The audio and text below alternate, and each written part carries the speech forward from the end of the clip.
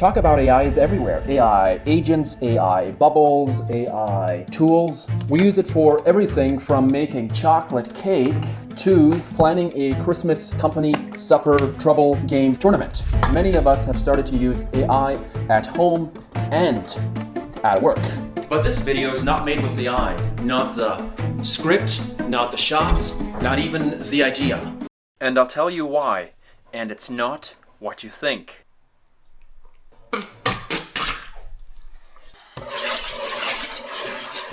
Remember way back when we Googled everything?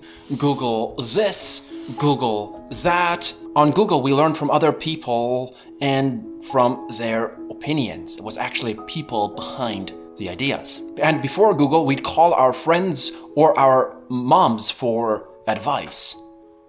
Totally different today. But nowadays, we use chatbots. And if you don't know how to use one, you're behind the times. Maybe so. Who knows? I've been using chatbots for several years now. I've realized a couple things about these AIs. They tell me what I want to hear. Claude less so than ChatGPT, but still, apparently it wants to be my companion. So why would it tick you off? They can both expand or contract my thinking, depending on how you use it. Instruct it to stand by as an idea collaborator and not a writer, and you get a sounding board. Someone who will prompt you to ideate and write more. Ask it to create your next Substack post. It'll do it. But on the inside, you'll feel... Well, that leads me to my next point. You'll feel empty. If I let AI script my next Substack post or my next video, I'll feel hollow on the inside. And this is because I was not the artist. I pose as an artist with stolen art. How do I know this feeling? Because I've tried it. I fed an idea into an AI and it put out something that felt like it fit on Instagram. But on the inside, I did not feel great about it. While the idea was mine, the post feels chat-botted. Yeah, it is short, to the point, and void of human care. I should go wash off this junk. By the way, it tasted like cayenne and cocoa. All right, I'm back. Don't get me wrong, AI can be great as a collaborator, but not as an artist.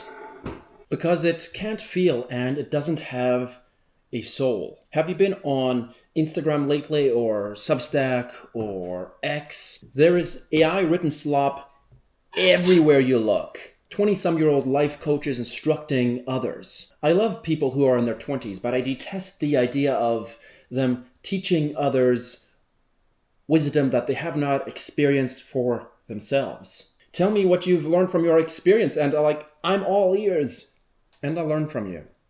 Be yourself, not some AI guru masquerading as you.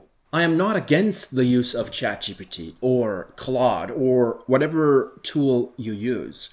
I use these to get work done faster. I use them to brainstorm ideas. But I don't want to become a slop regurgitator, coaching people on life advice I have not learned for myself. Some time ago, I came across a reel of Simon Sinek talking about AI. We are a results-obsessed society right now. We're all obsessed with metrics and outcomes. And when people think about, oh my God, AI can write a press release, AI can write the article, AI can write my book, AI can make my movie. Basically what you're saying is, I want AI to produce the result. But you know as well as I do that you and I are who we are, not because we have businesses, it's because we built our businesses.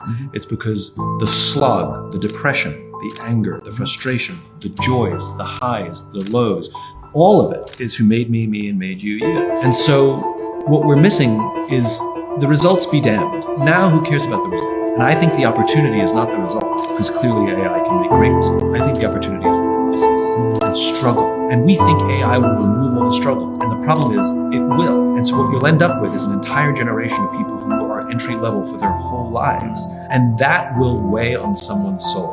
You will wake up one day depressed that you are the same person that you were 5 years ago. If the opportunity is in the process, then how will I become a better writer? By writing. A great filmmaker? By making films. A great entrepreneur? By doing it over and over again.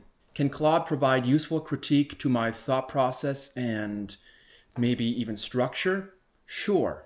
But for me, I've not published a newsletter or two because of that critique. I did not think or write like Claude. And my thought process is not as linear or structured as Claude. Creativity is a messy process and is tied directly to the artist. Personally, I think imperfection and human quirks will become more and more important.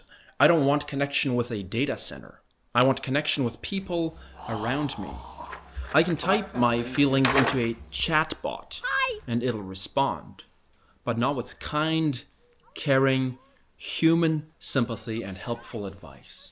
When I make videos, I want to convey feeling and emotion to you as a human. Whatever you think about AI, it robs us of the opportunity to grow through the messy process of doing, building, or writing.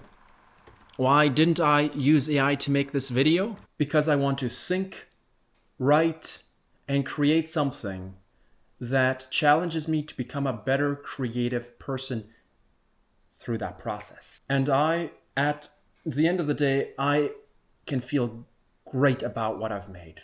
I am an artist, not a slop slinger. I want to make something beautiful with soul in it. Now go, make something beautiful that you're proud of. And remember, the opportunity is in the process, not the result. Enjoyed this video? Then you'll enjoy some of my other videos. Also, be sure to subscribe to my Substack where I explore personal growth and intentional building. The link is in the description below.